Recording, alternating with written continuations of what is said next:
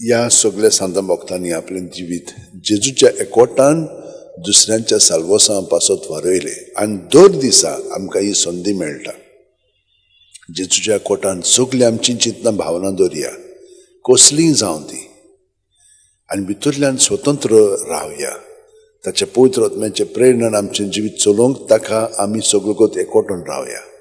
आनी दुसरीं जीं आपलें जिवीत कशे भाशेन जियेतात तांची उतरां चाल सगळ्यो करण्यो जेजू सवय दवरया.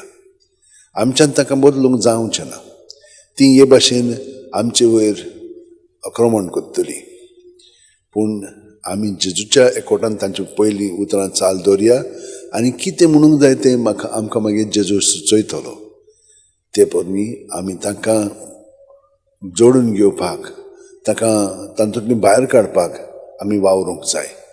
आनी हे परी तांच्या साल्वसां पासत आमचो जीव दिवंक पर्यंत तयार जावंक जाय. तर हे परी ही कृपा आमकां मेळच्याक ह्या मिसांतल्यान मागया. सगळीं जाण आमच्या हात अशें उंटेन धरया, दोळे बंद करया. प्रत्येक सुस्कारान जेजूच्या एकवटान आमी रावया.